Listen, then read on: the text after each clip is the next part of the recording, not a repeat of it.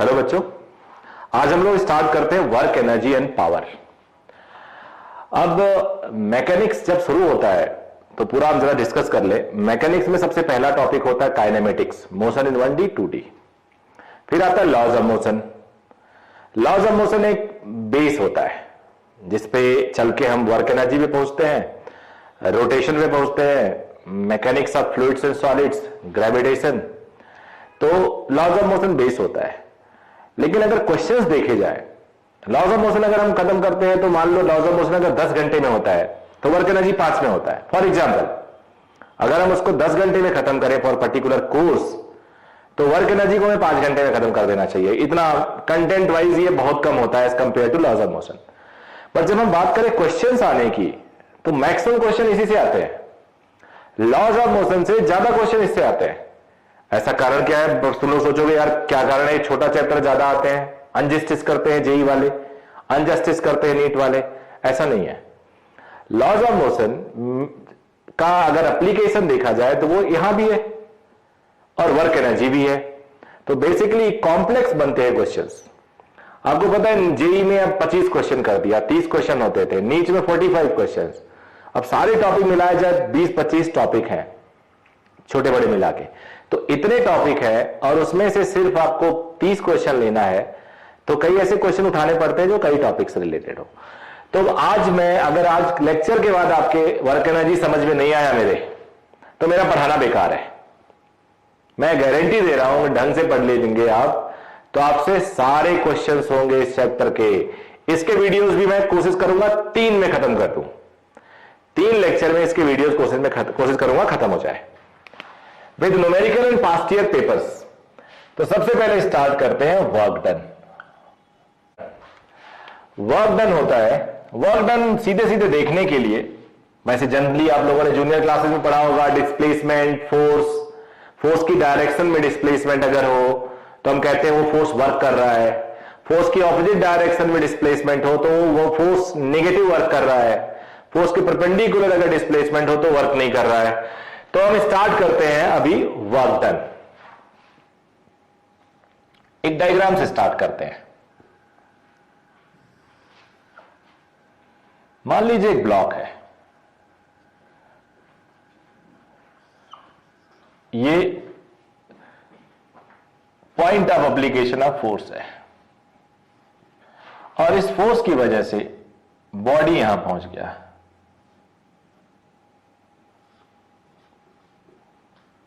इस फोर्स की वजह से बॉडी यहां पहुंच गया।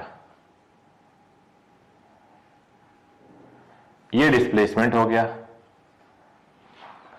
अब इस फोर्स को अगर आप रिजॉल्व करो तो आपको एक मिलेगा F cos थीटा और एक मिलेगा F sin थीटा। ये मिलेगा F cos थीटा, ये मिलेगा F sin थीटा। समझ गए बेटा आप लोग? F cos theta basically force का वो कंपोनेंट है जिसकी वजह से, because of that force body is displacing. कहां से कहां तक? मान लिया A से B तक। तो यहां पे एक्चुअल में जो वर्क हो रहा है वो इसी से हो रहा है, ये तो वर्क कर ही नहीं रहा है। बेसिकली F sin थीटा क्या कर रहा है? mg को बैलेंस करने में नॉर्मल की मदद कर रहा है। अगर ये नहीं होता तो नॉर्मल mg को अकेले बैलेंस करता।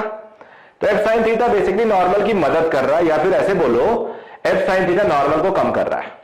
अगर ये अकेला mg के बराबर होगा तो नॉर्मल 0 होगा, और अगर ज्यादा होगा साइड लिफ्ट भी कर ले तो भी हम ज्यादा नहीं मान के चल रहे। तो वर्क डन कहलाएगा यहां पे F cos theta into S। इसे आप force in the direction of displacement into displacement. तो ये इसे हम लिख सकते हैं Fs cos थीटा, जो बन जाता है F डॉट S। अब एक और तरीका है मेरे पास। अगर हम डिस्प्लेसमेंट को, जो S है उसको रिजॉल्व कर दें और फोर्स को रिजॉल्व ना करें, फोर्स का डायरेक्शन ये है। अब ये जो डिस्प्लेसमेंट है, ध्यान से सुनना, ये ट्रिकी पॉइंट है और मेडिकल पॉइंट ऑफ व्यू से जो मेडिकल की तैयारी करने वाले बच्चे हैं उनको जरूर अच्छे से समझना चाहिए एक एक छोटी छोटी बातें। इंजीनियरिंग के बच्चों को मैथ्स इतना पढ़ा दिया जाता है कि वो बहुत जल्दी इसको समझते हैं, so they are always in better position. तो अब इसका मेडिकल में एकदम बेटर हो सकते हैं, बिकॉज पढ़ाता दोनों को कॉमन हूं मैं, लेकिन वो नहीं समझना पड़ेगा एक एक चीज। अगर चाहते हैं सारे क्वेश्चन सॉल्व करो, मेरा अगर आप इज्जत रखना चाहते हो तो आप सारी बातें समझो। ये जो डिस्प्लेसमेंट है इसका कंपोनेंट फोर्स की डायरेक्शन में, कंपोनेंट निकालने के लिए हम परपेंडिकुलर डाल देते हैं, एक इमेज डाल देते हैं। तो इसका कंपोनेंट, तो ये इधर बी डैश मान लेते हैं, तो एस का कंपोनेंट एस की उसके थीटा की तरफ कितना होगा, एस कॉस थीटा होगा ये। अब यहां से हम लिख सकते हैं फोर्स को रिजॉल्व नहीं किया, into displacement in the direction of force, यानी F into S cos theta, जिसे आप एफ एस कॉस थीटा कह सकते हो। ये होता है अगेन F डॉट एस।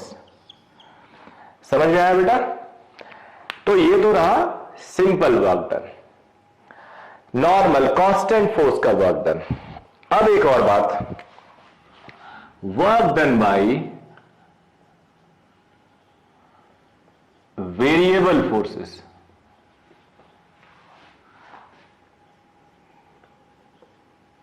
जहां फोर्स कांस्टेंट ना हो। कोई एग्जांपल दिमाग में आया? सोचिए। मेरे तो जो दिमाग में आ गया, मेरे इमीडिएट आया स्प्रिंग फोर्स, बिकॉज वो के एक्स होता है। एक्स 0 तो स्प्रिंग का फोर्स 0, एक्स 1 मीटर तो के इंटू 1, एक्स 2 मीटर तो के इंटू 2, तो ये वेरिएबल फोर्स हो गया। कूलम्स फोर्स आर स्क्वायर पे डिपेंड करता है, इनवर्सली प्रोपोर्शनल, वेरिएबल हो गया। और सोचिए, तो बहुत सारे फोर्सेस वेरिएबल मिलेंगे, जहां पे ग्रेविटेशनल फोर्स हो गया, जहां डिस्टेंस की बात है। तो और भी कई फोर्स आपको आगे चल के टाइम डिपेंडेंट फोर्स मिलेंगे, पोजीशन डिपेंडेंट फोर्स मिलेंगे। तो वेरिएबल फोर्सेस के द्वारा जो वर्क डन आता है वो इंटीग्रेशन आता है। तो इसको हम डीएस लिख देते हैं। इंटीग्रेशन जब भी आता है ना बेटा, तो एरिया अंडर एफएस कर्व भी कहते हैं। अब थोड़ा इसको और हम लोग कैलकुलेट कर लेते हैं। लेट स्केलर क्वांटिटी होता है वर्क डन, वेक्टर नहीं होता, बिकॉज डॉट प्रोडक्ट हमेशा स्केलर रिजल्ट देता है। डॉट प्रोडक्ट क्या देता है बेटा? स्केलर रिजल्ट देता है।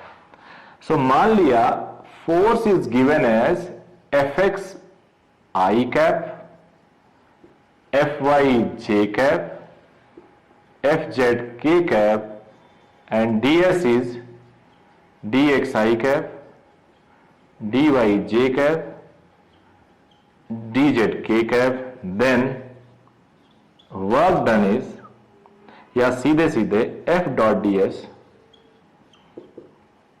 अब डॉट प्रोडक्ट आप लोग जानते होंगे बेटे, i के साथ मल्टीप्लाई होता है, j के साथ, k के साथ।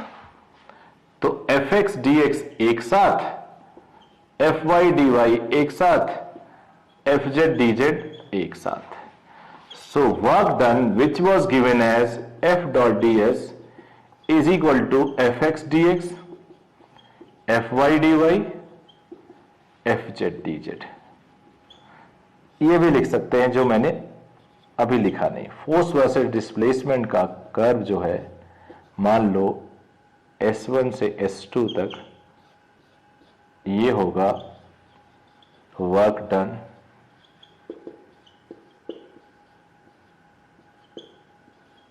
ये। तो इतना आपके थोड़ा बेसिक इंट्रोडक्शन रहा। अब हम लोग वेरियस केसेस का वर्क डन लेंगे। कॉन्सेप्ट क्लियर होना ही होना है, मस्ट है।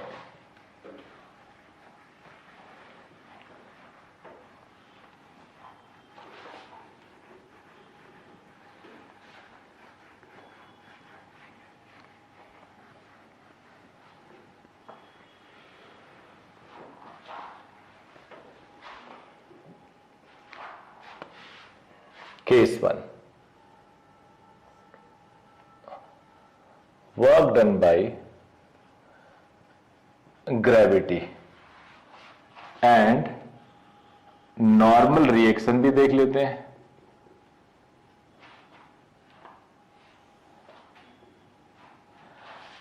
अब केस डायग्राम ये बनाते हैं, ये केस ऐसे,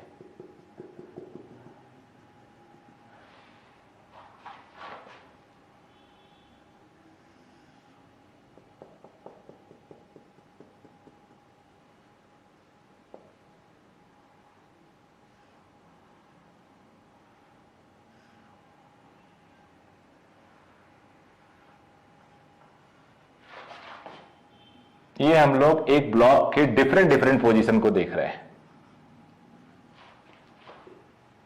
ये H1 डेप्थ है,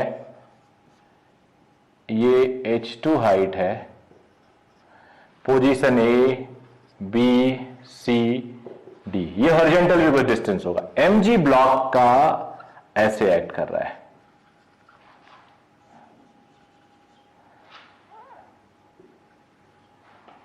इसके ऊपर नॉर्मल ये लग रहा है, ब्लॉक के ऊपर नॉर्मल है, ग्राउंड के ऊपर नॉर्मल इसका उल्टा हो जाएगा। ध्यान देना बच्चे, जनरली ये क्लास में मैं 11वीं क्लास में अलग अलग करके बताता हूं, क्योंकि 11वीं क्लास में बच्चा सेंसिटिव होता है, उसे एक एक छोटी छोटी चीजें मैं बतानी होती है। तो यहां पे इवन जानते हुए, बच्चे जानते ही इतना आजकल, बोल दिया मैंने कि ये नॉर्मल मास के ऊपर है, लेकिन फिर भी अब ये डायग्राम के साथ साथ मैं बताना चाह रहा था कुछ छोटी सी बात, Fs cos थीटा।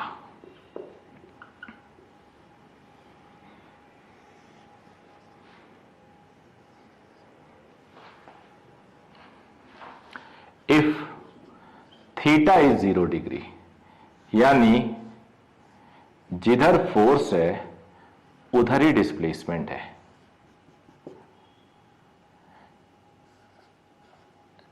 तो वर्क डन बेटा मैक्सिमम होगा और वो Fs होगा, क्योंकि cos 0 1 होता है। दूसरा, if theta is 90 degree,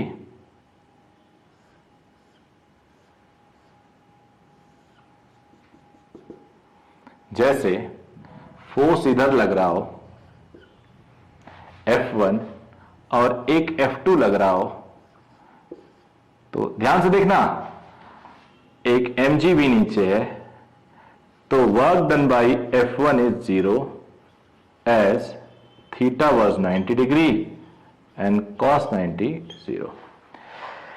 F1 की वजह से आगे नहीं जा रहा है, ये किसकी वजह से जा रहा है? F2 की वजह से जा रहा है। तो F2 का वर्क वही होगा जो इसका है, लेकिन F1 का वर्क 0 होगा। और किसका वर्क डन 0 होगा? mg का भी तो होगा, mg भी तो 90 डिग्री है। और किसका वर्क डन 0 होगा? नॉर्मल रिएक्शन का भी तो होगा, क्योंकि वो भी परपेंडिकुलर है इसके। तो उम्मीद है ये दोनों बातें आपके समझ में आई होंगी। अब तीसरी बात, इफ थीटा इज 180 डिग्री, यानी एक ब्लॉक है, इधर F1 is 100 Newton and F2 is 50 Newton, तो डिस्प्लेसमेंट तो इधर होगा। अब work done bye F2 is minus F2s, it is minimum, and because theta is 180 degree, cos 180 is -1। Force के ऑपोजिट डिस्प्लेसमेंट हो रहा है, फोर्स के ऑपोजिट डिस्प्लेसमेंट हो रहा है, तो नेगेटिव वर्क होगा मिनिमम। फोर्स के 90 डिग्री पे हो रहा है तो 0 वर्क करेगा, और उसी डायरेक्शन में हो रहा है तो पॉजिटिव वर्क करेगा। आपके दिमाग में क्वेश्चन, जैसे आपने ये पढ़ा, कुछ सिचुएशन आना चाहिए। जैसे कोई कुली है, अपने सर पे कुछ बोझ लेके जा रहा है, तो नॉर्मल और वेट उसके सर पे नॉर्मल जो आएगा वेट की वजह से, वो उस पे 0 वर्क करेगा। आप सूटकेस ले रहे हो, आगे बढ़ रहे हो, वर्क आपका वर्टिकल है, तो आप 0 वर्क कर रहे हैं। थकना उकना और मस्कुलर वर्क वगैरह होता है, पावर होता है, एनर्जी एक्सपेंडिचर होता है, लेकिन वर्क वहां जीरो हो रहा होता है। आप किसी चीज को पुश कर रहे हैं हॉरिजॉन्टली फोर्स लगा के, तो आप पॉजिटिव वर्क कर रहे हैं। आप फोर्स लगा तो रहे हैं, लेकिन फिर भी किसी बॉडी को आगे बढ़ने से रोक नहीं पा रहे हैं, आप लगा रहे हो पीछे, बॉडी आगे जा रही है, तो आप नेगेटिव वर्क कर रहे हैं। समझ गए बेटा? तो ये 3 केसेस है, यहां बहुत हेल्प करेंगे। अब ए से बी तक, ए से बी तक work done by gravity is 0। Gravity मतलब mg। यहां वर्क डन बाय नॉर्मल भी तो 0 है। अब हम लोग आते हैं B to C. mg vertical है और वर्टिकल डिस्प्लेसमेंट h1 है, तो work done by gravity is plus mg h1। ध्यान देना, mg is down and displacement is also down. You need not to see this displacement, force की direction का displacement, force into displacement in the direction of force. What about work done by normal? Normal is up, displacement is down, so minus nh1. अब आ जाते हैं C to D। C M G नीचे है, displacement ऊपर है, कितना ऊपर? h1 plus h2, तो work done by gravity minus M G h1 plus h2। What about work done by normal? Normal इस पे ऊपर है और डिस्प्लेसमेंट भी ऊपर, टोटल डिस्प्लेसमेंट ये नहीं देखेंगे, फोर्स की डायरेक्शन का डिस्प्लेसमेंट, तो normal into h1 plus h2 हो गया ये। अब बेटे अगर कोई तुमसे पूछे what is the work done by gravity from A to D, A से डी, तो इरेलीवेंट आपके लिए कैसे गया? आपके लिए रिलेवेंट क्या है, कहां गया? तो गया यहां, mg नीचे वर्टिकल और d तक जाने में वर्टिकल डिस्प्लेसमेंट h2 है विच इज अप, तो work done by gravity is minus mgh2। Work done by normal is equal two plus nh2। I hope आपके समझ में आ गया होगा। तो क्लियर कर लीजिए, आप फोर्स की डायरेक्शन का डिस्प्लेसमेंट देखेंगे आप लोग, तो ग्रेविटी हो गया बेटा। और आगे बढ़ते हैं।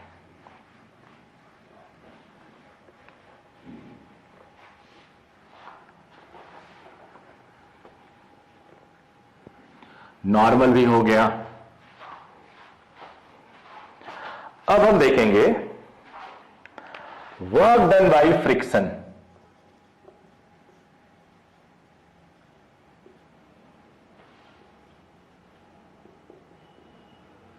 फ्रिक्शनल फोर्स,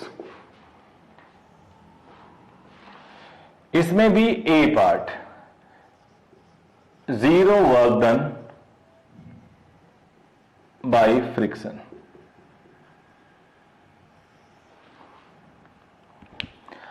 मान लीजिए एक ब्लॉक लिया,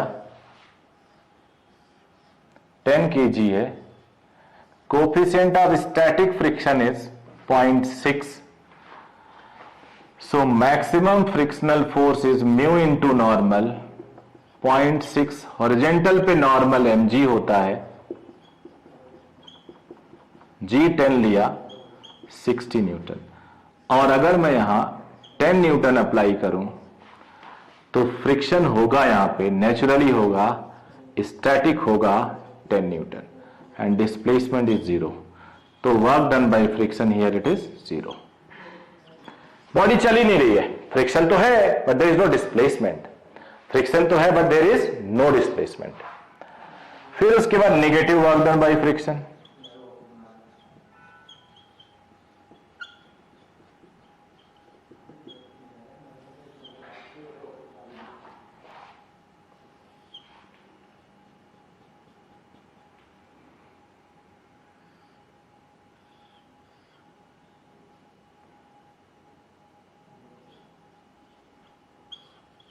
100 न्यूटन लगा दिया। अब फ्रिक्शन की जो वैल्यू थी, एक्सट्रीम वैल्यू स्टैटिक मैक्सिमम की, it was 60 newton, but 60 newton is not able to hold 100 Newton, तो बॉडी डिस्प्लेस करेगी और डिस्प्लेसमेंट इधर, फ्रिक्शन पीछे, नेगेटिव आ जाएगा। अब तीसरा केस देखते हैं, यहां देख देते हैं।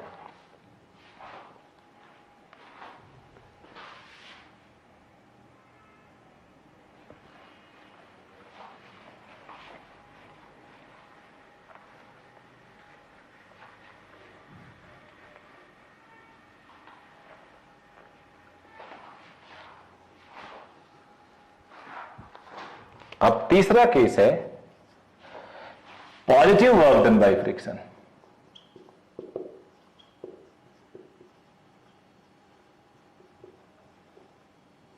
Positive work done by friction, positive work done by friction, थोड़ा सा टू ब्लॉक सिस्टम देखो आप।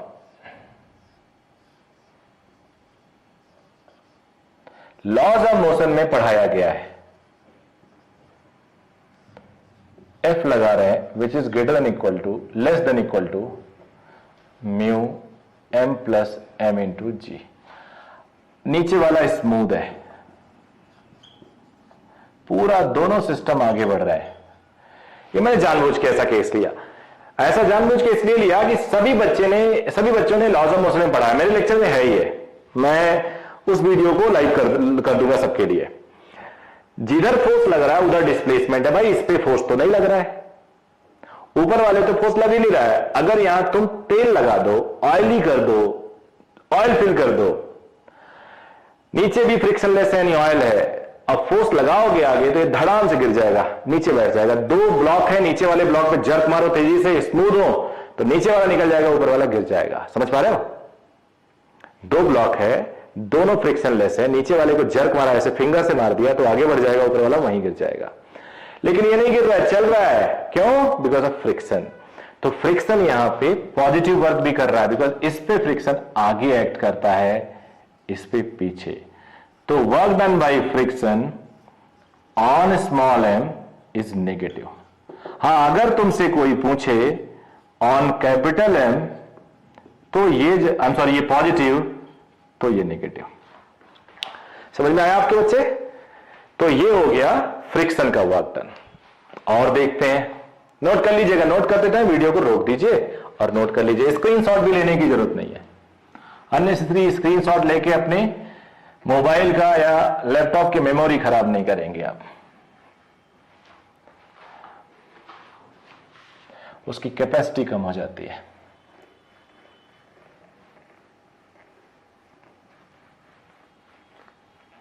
फ्रिक्शन का वर्क हो गया, स्प्रिंग का वर्क देख लेते हैं।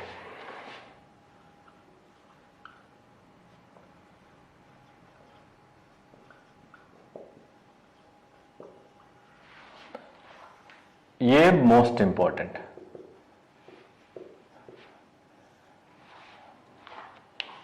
ये मोस्ट इंपॉर्टेंट है। स्प्रिंग का नेचर जरा आप सोचिए। स्प्रिंग का नेचर होता है, स्प्रिंग फोर्स रीस्टोर करता है। आपने किसी स्प्रिंग को पुश किया तो spring will try to send you back, restore करना चाहेगा।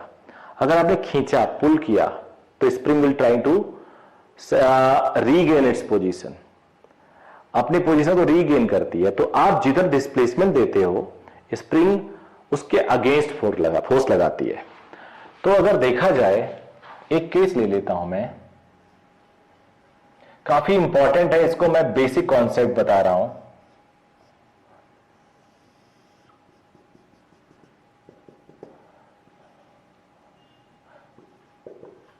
ये रिलैक्स्ड है,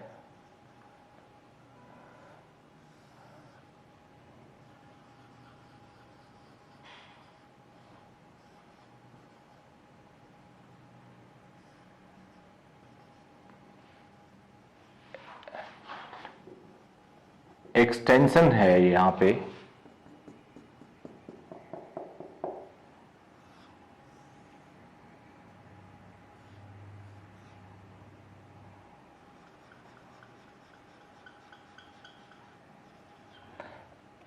एक्सटेंशन होगा तो कोई एक्सटर्नल फोर्स से होगा, ये कंप्रेशन है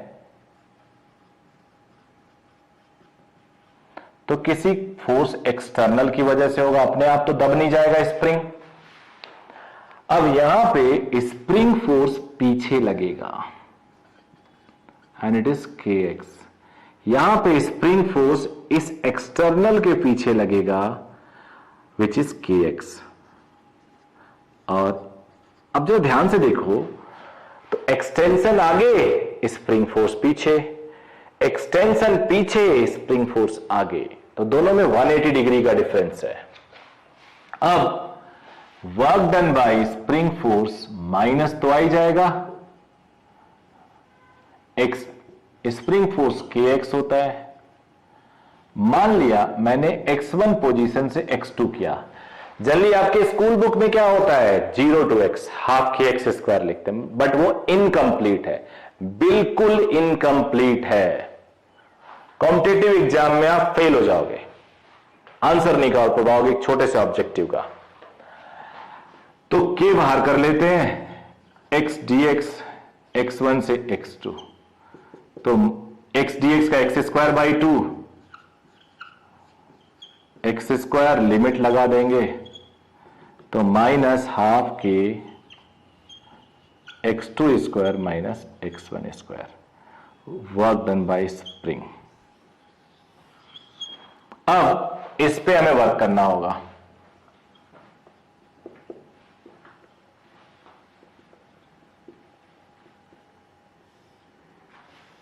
तीन केस,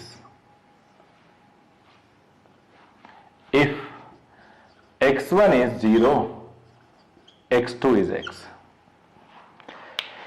मतलब क्या हुआ, मतलब ये हुआ कि शुरू में कोई एक्सटेंशन नहीं था या कंप्रेशन नहीं था, बाद में हमने खींच के x किया या दबा के x किया, तो स्प्रिंग का work done x1 0 minus half kx square.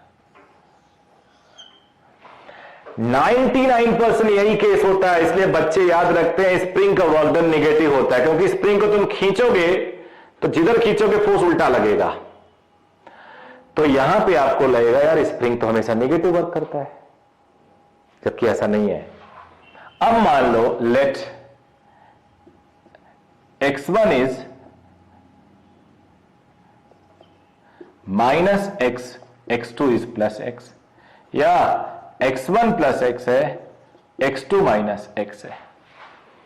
यानी स्प्रिंग को एक तरफ माइनस x से दूसरी तरफ प्लस x ले गए या प्लस x से माइनस x ले गए, तो स्प्रिंग का वर्क डन 0 आएगा। इसे ही कहते हैं conservative work done, conservative force, जिसका वर्क डन पाथ इंडिपेंडेंट हो। तो स्प्रिंग हमेशा इनिशियल और फाइनल पे डिपेंड करती है, पाथ इंडिपेंडेंट होती है। तो आप x से x पे घुमा फिरा के x पे ले जाओ वर्क डन 0, माइनस x से प्लस ले जाओ वर्क डन 0, प्लस x से माइनस ले जाओ वर्क डन 0। नेगेटिव आपने देख ही लिया, लेकिन if x1 is x, x2 is 0। खिंचा हुआ स्प्रिंग से मीन पे जाओ, दबे हुए स्प्रिंग से मीन पे जाओ। खिंचा हुआ को हम प्लस x कहेंगे और दबे हुए को मान लो माइनस x, यहां भी हम लिख देते हैं। और मीन पे जाओ तो वर्क डन बाय स्प्रिंग आएगा plus half kx square. New thing for most of you, new thing for most of you, because spring also does positive work. कहां करता है ये, एक स्प्रिंग को तुम खींच लो, ध्यान से सुनना, स्प्रिंग को खींचा मैंने, खींचा और छोड़ दिया, तो खींचा और छोड़ दिया तो जिस टाइम छोड़ूंगा फोर्स भी इधर और डिस्प्लेसमेंट भी उधर जाएगा, मीन पोजीशन तक वो उधर ही जाएगा, तो पॉजिटिव वर्क होगा। हाँ, मीन के बाद जैसे दबना शुरू होगा स्प्रिंग, फिर स्प्रिंग इधर दबेगा, फोर्स इधर लगेगा तो नेगेटिव आएगा। तो एक्सट्रीम से मीन की तरफ, चाहे वो प्लस एक्सट्रीम से माइनस एक्सट्रीम या माइनस एक्सट्रीम से प्लस एक्सट्रीम की तरफ अगर आता है, तो स्प्रिंग कौन सा वर्क करता है, पॉजिटिव। तो स्प्रिंग नेगेटिव वर्क भी करता है, पॉजिटिव वर्क भी करता है, और जीरो वर्क भी करता है। नेगेटिव वर्क जनरली हम खिंचा हुआ स्प्रिंग पे हम देखें तो वर्क नेगेटिव हुआ होगा, कंप्रेस्ड हुआ स्प्रिंग पे क्या हुआ, नेगेटिव वर्क हुआ होगा। तो आपने देखा ये स्प्रिंग का वर्क डन, आपने और क्या देखा था, नॉर्मल का वर्क डन, आपने और क्या देखा था, ग्रेविटी का वर्क डन, और आपने क्या देखा, फ्रिक्शनल फोर्स का वर्क डन। 4 वर्क डन देखे। अब थोड़ा सा एप्लीकेशन ले लेते हैं इसका।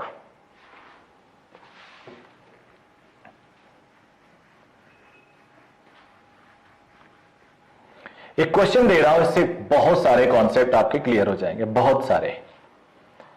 एक इस क्वेश्चन के 2-3 पार्ट होंगे और आपका सारा कॉन्सेप्ट इस क्वेश्चन से क्लियर हो जाएगा।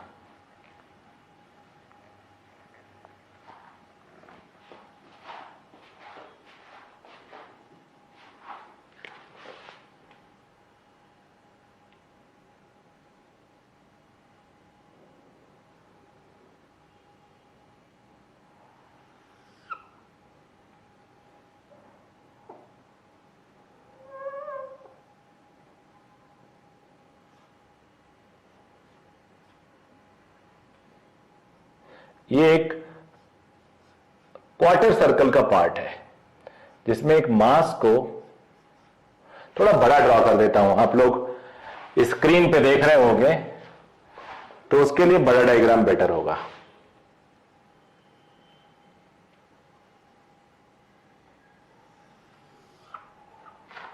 तीन केसेस लेंगे ऐसे ऐसे।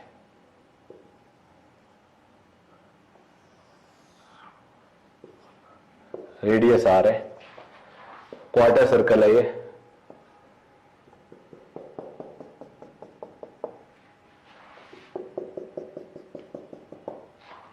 एक और केस लेंगे।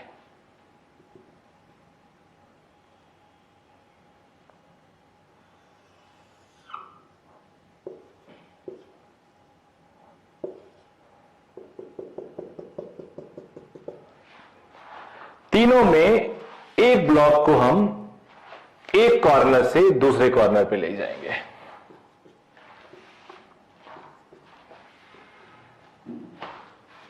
मान लो एक ब्लॉक यहां रखा हुआ है, इसको यहां घसीटे, यहां घसीटे, यहां ले गए। एक ब्लॉक यहां रखा हुआ है, यहां ले गए, यहां ले गए। एक ब्लॉक यहां रखा हुआ है,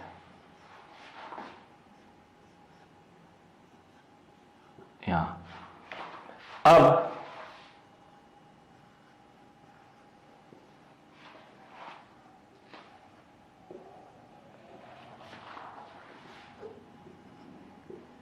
तरीका अलग अलग है ले जाने का। यहां पे हमने हॉरिजॉन्टल फोर्स रखा हमेशा। एक स्ट्रिंग मान ली, बीच में मान लो ग्रूव है, पतला सा होल है, एक नाली टाइप की बनी हुई है, ऐसे ऐसे है, ब्लॉक इसके ऊपर रखा हुआ, स्ट्रिंग से खींच रहे, घसीटते घसीटते बी पे ले गए। यहां पे हमने टेंजेंशियल फोर्स लगाया while moving it from A to B. यहां हमने डायगोनल फोर्स लगाया, यहां पे पुली बना के स्ट्रिंग से खींच रहे होंगे, ऐसा हो सकता है। ले सब में गए A to B.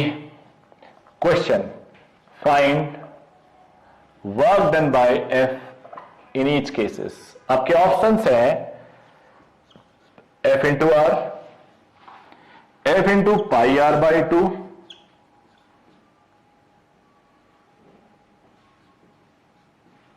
F into r root 2, 0। Work done by force F, आप लोग इन चारों ऑप्शन में से आपको कोई ना कोई एक मिल जाएगा।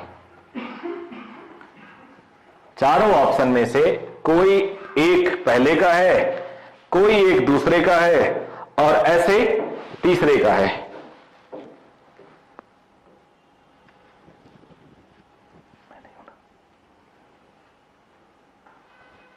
सॉल्व करिए आप लोग, गैस करिए। सब बच्चे इतने देर में गैस कर सकते हैं कि पहले का क्या है, दूसरे का क्या है। कमेंट बॉक्स में लिखिएगा आप अगर गैस कर लेंगे तो। चलिए मैं बताता हूं। पहले का आंसर काफी बच्चों ने 0 लिखा होगा, गलत है। हॉरिजेंटल फोर्स है F and A to B horizontal distance कितना ट्रेवल कर रही है बॉडी? R। तो इस केस में work done by F is F into R। ये सही है। यहां पे टेंजेंशियल डिस्टेंस कितना ट्रेवल कर रही है? फ्रिक्शन भी तो टेंजेंशियल ही लगता है, which is 2 pi R complete. 2 pi R complete होता है बाई 4, तो पाई आर बाई 2। तो ये आंसर हो गया इसका। इसके केस में ये आंसर है। तीसरे में डायगोनल फोर्स लग रहा है, इसको वैसे इंटीग्रेट करके सॉल्व करते हैं, बट ये डायगोनल अगर डिस्टेंस निकाला जाए तो √r² प्लस r² r√2, तो ये FR√2। मैंने सीक्वेंस में दिया था आप लोग को, जानबूझ के सीक्वेंस में दिया था, तो ये वर्क डन बाय F हो गया। इससे काफी हद तक कॉन्सेप्ट आपके क्लियर हो गए होंगे, एकदम क्लियर कर देता है कॉन्सेप्ट। अब कुछ और बातें, छोटा सा 1-2 एग्जाम्पल कर लेते हैं यहां पे। ये भी एग्जाम्पल ही था। अब जो बच्चे एकदम सही इसको सारे ऑप्शन तीनों के तीनों सही सोचे होंगे, वो अपने आप को बेटर रेटेड मान सकते हैं कि उनके जल्दी दिमाग में आ रहा है या फिर वो पहले से मेहनत किए हैं इस पे। और जिनको नहीं आ रहा है उनके लिए ही तो लेक्चर है, तो नहीं आना डजंट मीन कि आपका प्रिपरेशन खराब है, बल्कि अच्छी बात है कि आप सीख रहे हो, आप सीख लिए हो, एग्जाम देना अभी नहीं पड़ रहा है। एक नहीं तो कई तो बच्चे एग्जाम के बाद सीखते हैं। तो अगर जिन बच्चों ने पहले सीख लिया फिर एग्जाम दे रहे हैं तो आइडियल कंडीशन है। Learning is a process, but ऐसा प्रिपरेशन करो कि कुछ छूटे ना। तो अब मैंने कहा आपको कुछ हम एग्जाम्पल कर सकते हैं। यहां पे एक छोटा सा एग्जाम्पल है, हालांकि मैं इसको बताऊंगा तब जब पोटेंशियल एनर्जी वगैरह पढ़ा दूं, जो मैं बताने वाला हूं। इस चेन जिसका मास m है, लेंथ l है, इसको वापस लाके अगर हमने टेबल पे रख दिया तो कितना वर्क किया?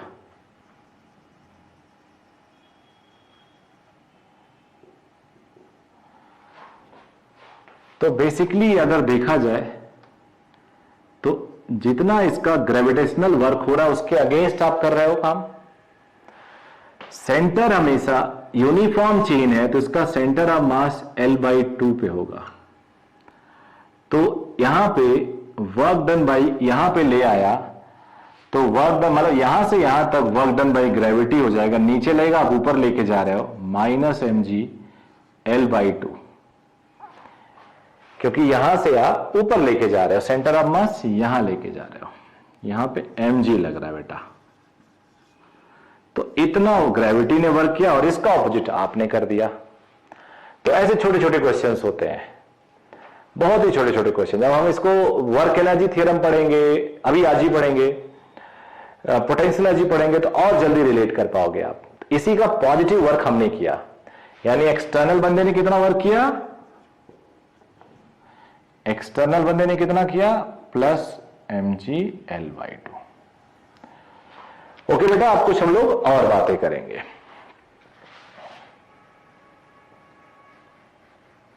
पोटेंशियल एनर्जी की बात करते हैं। पोटेंशियल एनर्जी,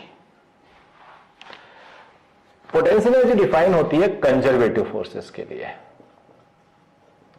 तो कंजर्वेटिव फोर्सेस भी जानना जरूरी है। कंजर्वेटिव फोर्सेस वो फोर्स होते हैं जिनका वर्क डन क्लोज्ड पाथ में 0 होता है, जिनका वर्क डन पाथ डिपेंडेंट नहीं होता। Generally you know what we believe, most of the students say that conservative forces are those forces in which force does not depend on path followed। गलत है ये, force नहीं, उनका work done. Conservative force का जो work done आएगा path independent होगा। अब अगर कोई कंजर्वेटिव फोर्स है वो यहां से ए से बी गया, ऐसे एक्ट करके ले गए, कंजर्वेटिव फोर्सेस से ले गए, तो work done in one case is equal to work done in 2 is equal to work done in 3। Path independent इसका वर्क डन होता है। क्लोज्ड साइकिल में 0, यहीं से स्टार्ट करके यहीं आ गया तो वर्क डन 0। अब एग्जाम्पल क्या होता है? अच्छा, ये सारे कंजर्वेटिव फोर्स सेंट्रल फोर्स भी होता है। कंजर्वेटिव फोर्स का एग्जाम्पल होता है, इसको मैं पर्सनली एफसी लिखता हूं, सी फॉर कंजर्वेटिव। कंजर्वेटिव फोर्स का एग्जाम्पल होता है spring force, gravitational force,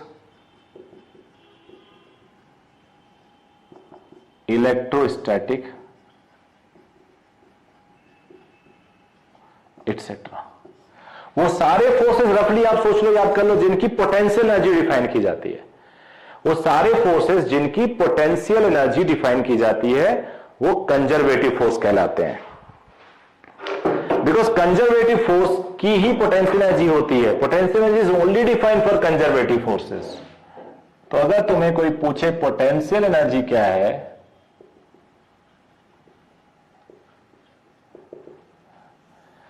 only defined for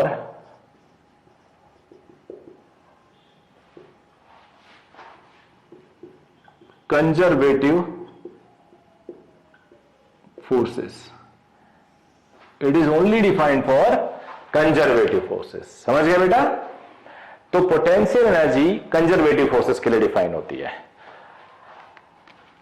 potential energy के लिए कुछ और पॉइंट। अच्छा, एक और डेफिनेशन होता है energy possessed by a body by virtue of its position. बिल्कुल ठीक है।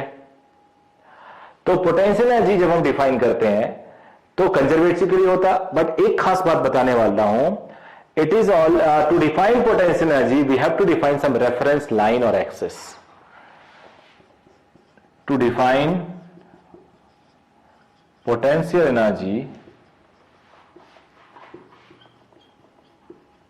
we have to define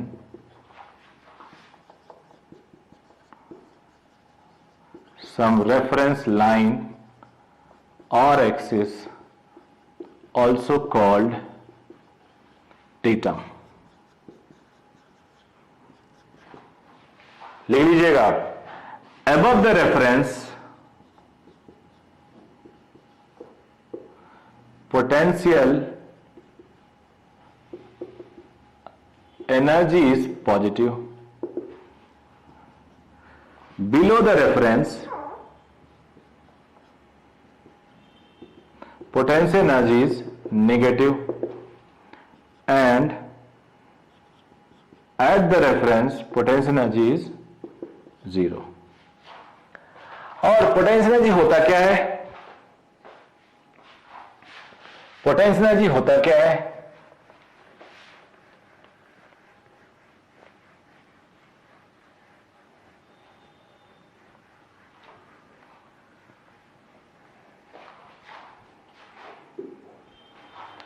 potential energy को negative work done by conservative forces कहते हैं, minus work done by conservative force, minus conservative forces dot DS. Reference से ऊपर या नीचे रेफरेंस को 0 ले लो तो यू लिख सकते हो, अदरवाइज डेल्टा यू लिखना ठीक रहता है। मैं तुम्हें एक पूरा कॉन्सेप्ट क्लियर करता हूं। एक मैं इस टाइम जो लेक्चर आपका ले रहा हूं मैं सेकंड फ्लोर पे ले रहा हूं, तो मेरा जो ग्राउंड है इस रूम का जो फ्लोर है वहां से मान लो ये हाइट है 2 मीटर, 1.5 मीटर या 1 मीटर मान लो। तो इस एक ब्लॉक, इस पेन का मास है मैं तो mg इंटू 1 रेफरेंस लिया। अगर हम बेसमेंट को ले लें तो बहुत ज्यादा हो जाएगा, फर्स्ट फ्लोर को ले लें तो और हो जाएगा, ग्राउंड फ्लोर को और ले लें तो और हो जाएगा, सेकेंड फ्लोर को ले लें और हो जाएगा, थर्ड फ्लोर को ले ले तो माइनस में आ जाएगा। तो इसलिए डेल्टा लिखना हमेशा जरूरी होता है, रेफरेंस लेना जरूरी होता है। तो ये डेफिनेशन हो गया पोटेंशियल एनर्जी की। समझ में आया बेटा? अब हम बात करते हैं ग्रेविटेशनल पोटेंशियल एनर्जी की, फिर spring potential energy. Gravitational potential energy, delta U तो कभी भी लिख सकते हो। ये हो गया ग्रेविटेशनल पोटेंशियल एनर्जी।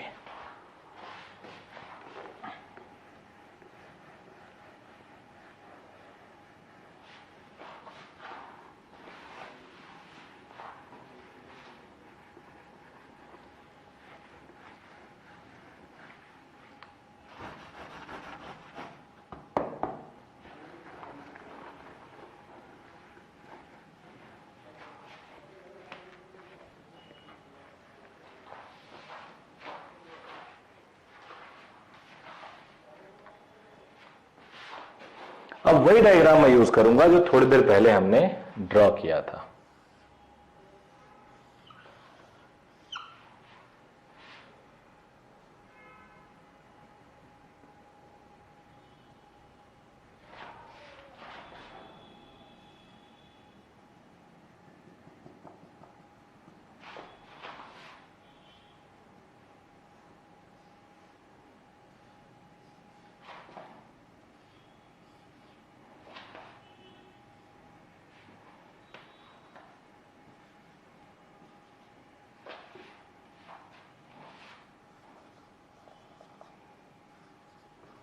आप लोग भी लिख सकते हैं, स्लो यहां पे ड्रॉ करना है तो मुझे टाइम लग रहा है, तो आप टाइम अपना बचाइए।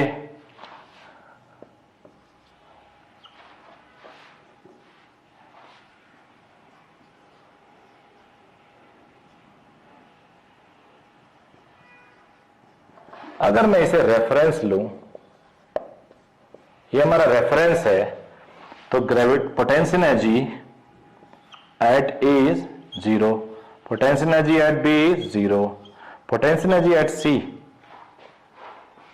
रेफरेंस से नीचे पोटेंशियल क्या होता है? Negative, -mgh1। और भी क्या तरीका है? Minus work done by gravity, और नीचे ग्रेविटी नीचे है, डिस्प्लेसमेंट नीचे है, ग्रेविटी का वर्क डन क्या होगा? याद करो आप, ए से सी -h1, ये हो गया। ये उसके बाद अब अगर तुमसे कोई पूछे what is potential energy at D, तो डी रेफरेंस से ऊपर है। कितना ऊपर है? H2। इसको भी अगर देखना चाहो तो minus work done by gravity from A to D, A reference था, तो यहां पे नेगेटिव mgh2 था, याद करो, या तो पेज पलटो देख लो। तो आई होप समझ आ गया potential energy, how to write it. अब पोटेंशियल एनर्जी और कंजर्वेटिव फोर्स में एक रिलेशन देखते हैं। अभी अभी हमने पढ़ा potential energy generally delta U लिख सकते हैं minus FC dot ds, FC dot ds, इसको हम minus FX conservative dx minus FY conservative dy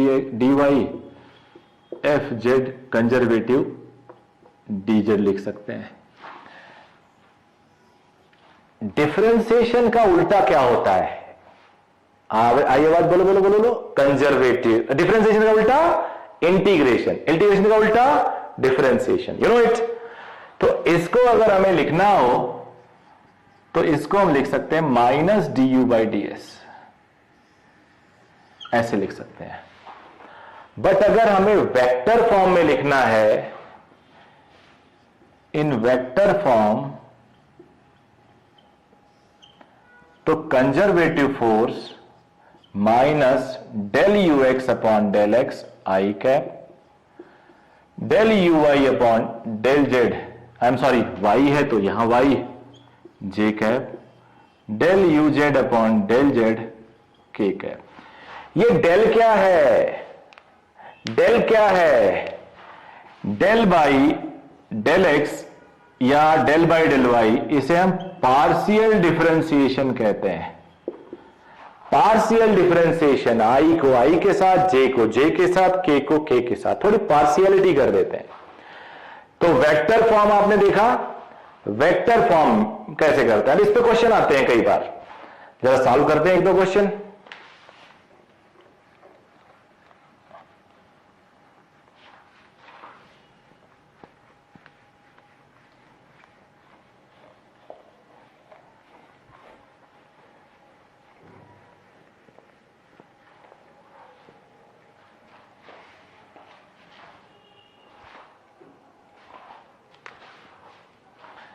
if example है,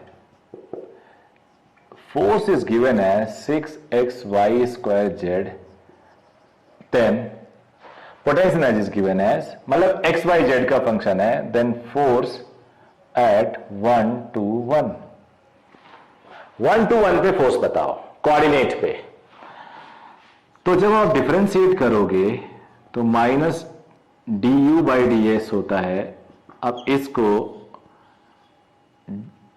डायरेक्ट यूज कर लो फॉर्मूला, x को जब हम डिफरेंशिएट करेंगे, माइनस कॉमन ले लिया, तो y और z कांस्टेंट होंगे और x को पार्शियल का मतलब पार्शियलिटी की मैंने। जब मैं y को डिफरेंशिएशन करूंगा तो x एंड z हमारे लिए कांस्टेंट हो जाएंगे, और कांस्टेंट का क्या असर होता है बताओ भाई, कांस्टेंट हमेशा बाहर चला जाता है डिफरेंशिएशन में। डिफरेंशिएशन में एक कांस्टेंट हो, एक वेरिएबल हो, तो वेरिएबल का डिफरेंशिएशन होता है, कांस्टेंट बाहर चला जाता है। ऐसे ही अगर हम z का डिफरेंशिएशन करें तो x y बाहर चले जाएंगे और z बचेगा। सॉल्व कर लेते हैं। x का डिफरेंशिएशन x के रिस्पेक्ट में 1, y स्क्वायर का डिफरेंशिएशन y के रिस्पेक्ट में 2y, तो ये 12xy z j कैप, कि z का z के रिस्पेक्ट में 1। अब एट 1 to 1 फोर्स हो जाएगा माइनस 6y में 2 है, 1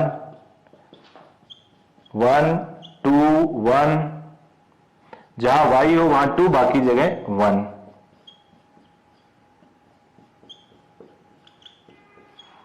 ये हो गया माइनस 4 24i 24j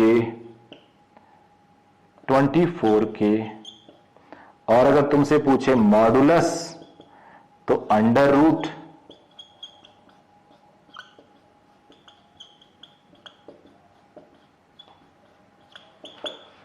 ये हो गया 24√3।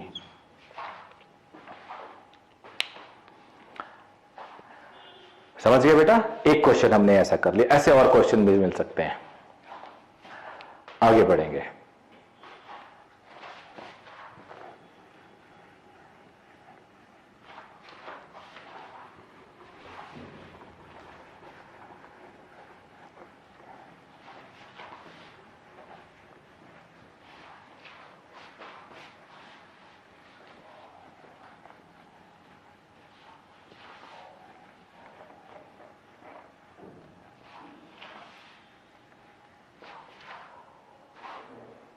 अब हम बात करते हैं वर्क एनर्जी थ्योरम की।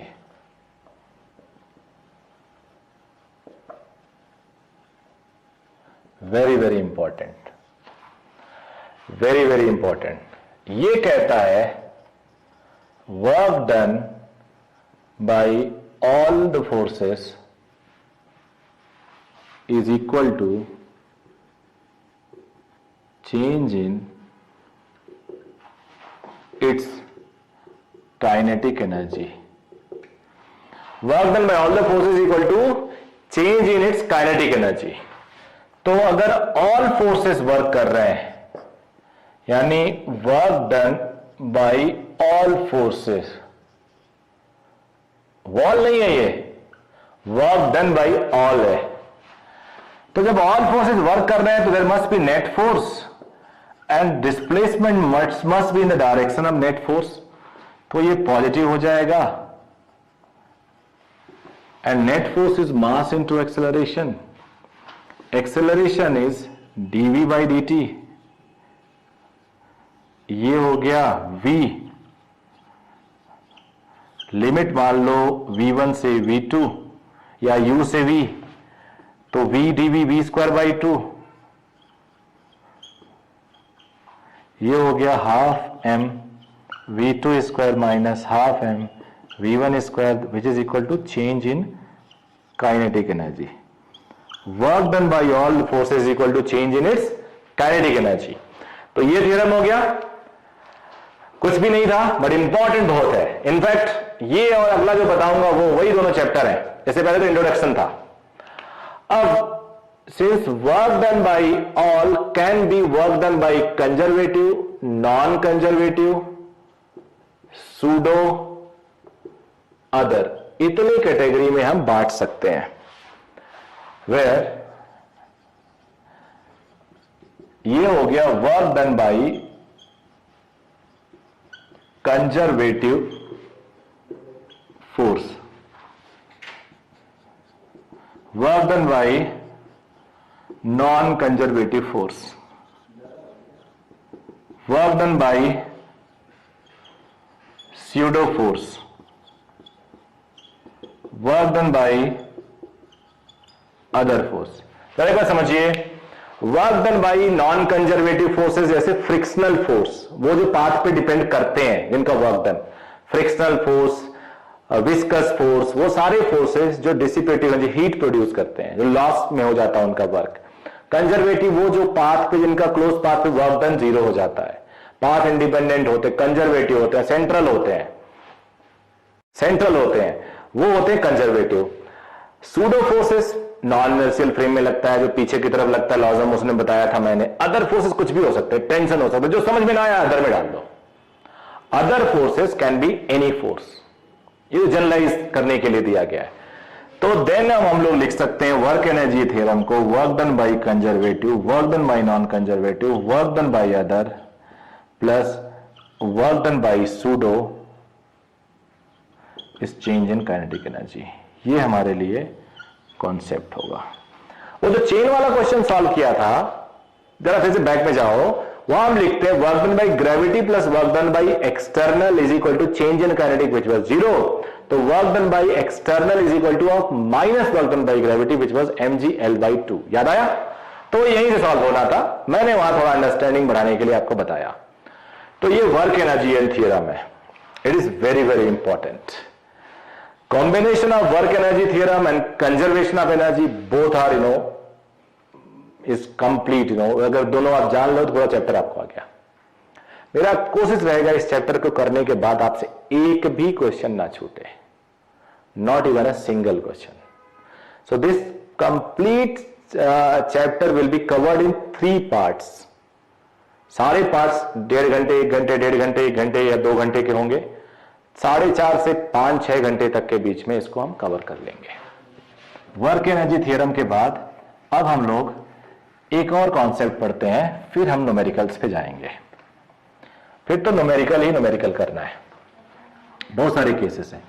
कभी मैं वीडियो को रेस्ट्रिक्ट नहीं करूंगा, अगर हमें ज्यादा लगेगा तो हम ज्यादा भी कर देंगे. ऐसा बिल्कुल नहीं है कि रूल है कि हमें 3 में ही खत्म करना. If I feel that there should be 1 more volume of it, I will make it. क्योंकि आपके पास कोई बाद में ये क्वेश्चन ना आ जाए, कोई ऐसा जिसको आपको लगे कि आपने तो पढ़ा ही नहीं है. कंप्लीट क्वेश्चन होगा. कंजर्वेशन ऑफ मैकेनिकल एनर्जी कहते हैं.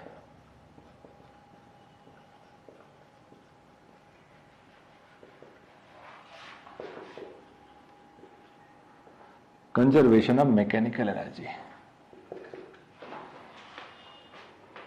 तो कंजर्वेशन तो आप बचपन से पढ़ते आ रहे हो. कंजर्वेशन का मतलब जिसको हम डिस्ट्रॉय नहीं कर सके, जो वन फॉर्म से दूसरे फॉर्म में कन्वर्ट होता हो.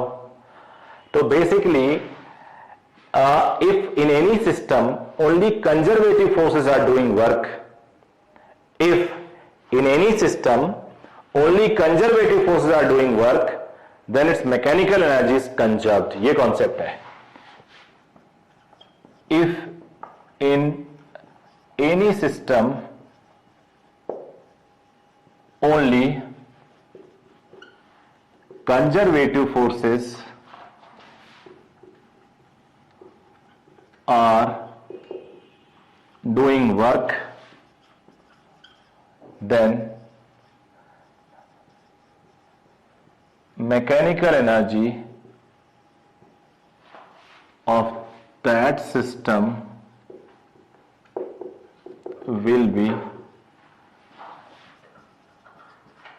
conserved.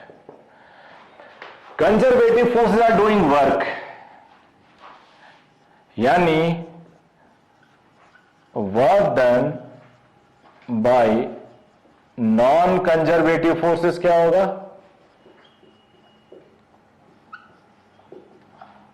ये होगा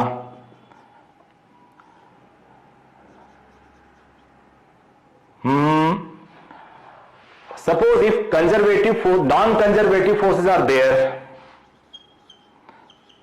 if non-conservative forces are there and work done by non-conservative zero, mechanical energy will conserve.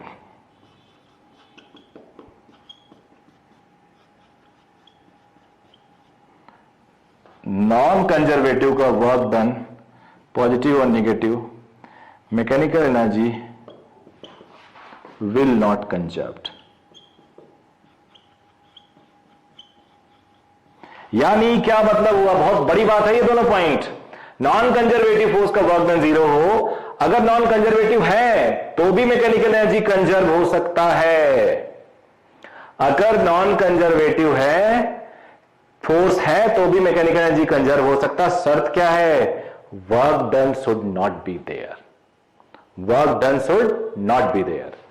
तो याद रखिए, मैकेनिकल एनर्जी तभी कंजर्व होगा जब कंजर्वेटिव फोर्स वर्क करें, और कंजर्वेटिव फोर्स वर्क करें यानी नॉन कंजर्वेटिव का वर्क जीरो हो। नॉन कंजर्वेटिव हो ही ना, बहुत अच्छी बात है। अगर नॉन कंजर्वेटिव फोर्स हो ही ना तो बहुत अच्छी बात है, जल्दी से कंजर्वेशन का सोचो। लेकिन अगर है तो वर्क नहीं करना चाहिए। Got it? अब इसको लिखेंगे कैसे? Since work done bye non conservative plus work done bye, पहले कंजर्वेटिव का लिख देता हूं, non conservative pseudo other is change in kinetic energy and only conservative forces are doing work. So work done by non-conservative, work done by pseudo, work done by other is zero. Work zero है, होना है, हो non conservative हो चलेगा, pseudo हो चलेगा, other forces हो चलेगा, बट वर्क नहीं करे।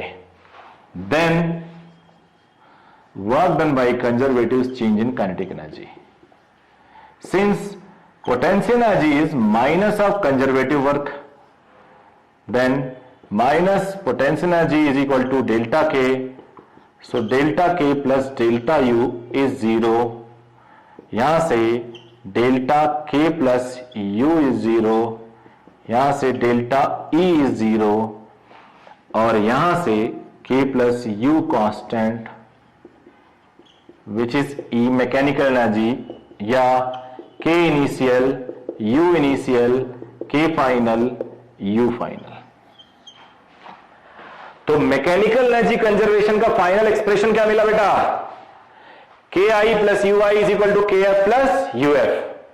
मैकेनिकल एनर्जी का फाइनल एक्सप्रेशन मिला KI plus UI is equal to KF plus UF।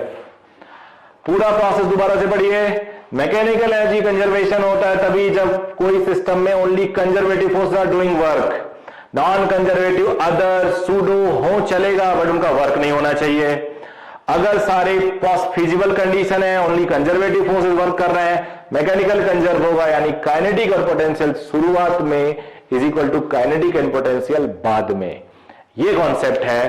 अब हमने mechanical energy conservation work energy theorem पढ़ लिया है। अब हम लोग काफी इक्विप्ड हो गए हैं क्वेश्चन सॉल्व करने के।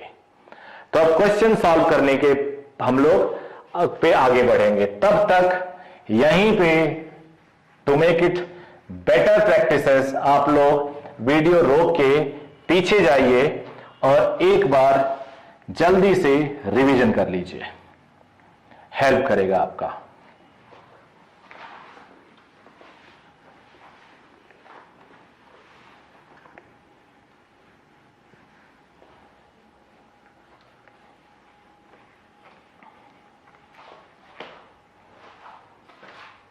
अब छोटे छोटे क्वेश्चन सॉल्व करेंगे।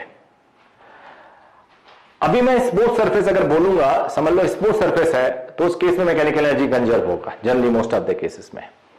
बट एक पंगा होता है, एक प्रॉब्लम है इसमें भी। आपको जब फोटो देखोगे, डायग्राम देखोगे, तो आप कंफ्यूज रहोगे कि यार ये एनर्जी का क्वेश्चन है या लॉज ऑफ मोशन का। यहां आज तो हेडिंग है work energy and power, so whatever is going to be covered here, वो सब यहीं से आएगा।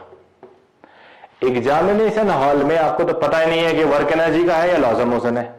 तो मेरे पास कई बच्चे आते हैं, पूछते हैं सर वर्क एनर्जी को कैसे पहचाने, लॉज ऑफ मोशन को कैसे पहचाने। तो मैं आपको यह चीज बताऊंगा, अभी बता देता हूं थोड़ा सा, और बाद में इसको और हम स्ट्रॉन्गर करते जाएंगे।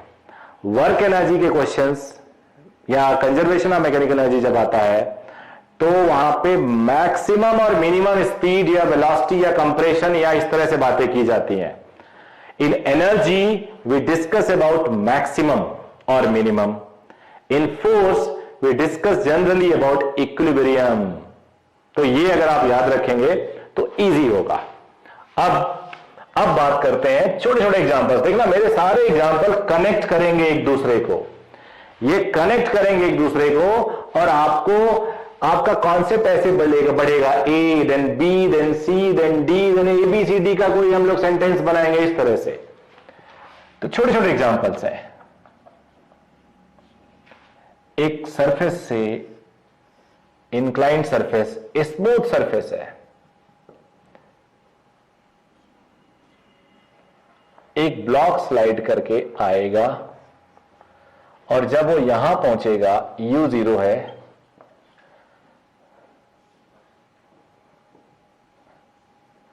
तो उसकी स्पीड क्या होगी। पहला,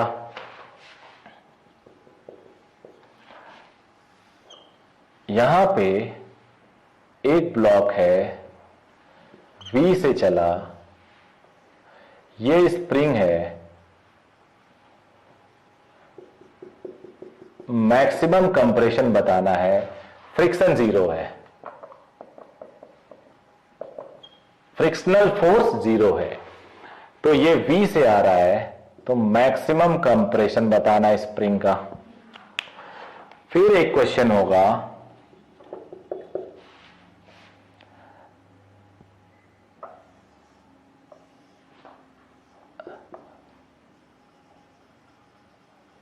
ये स्प्रिंग है, एक ब्लॉक को मैं यहां से छोड़ रहा हूं h हाइट से,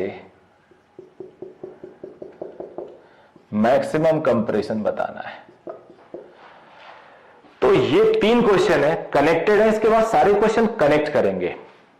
तो जब भी ऐसे क्वेश्चन मिले, आप हमेशा ध्यान देना मेरे न्यूमेरिकल सॉल्व करने की टेक्निक पे, एंड सेम टेक्निक आपको अप्लाई करना है। इससे पहले आपने जितने भी टीचर से पढ़े हो भूल जाइए, सबने बढ़िया पढ़ाया होगा, किसने खराब नहीं पढ़ाया होगा, लेकिन आप यही मेथड अप्लाई करिएगा।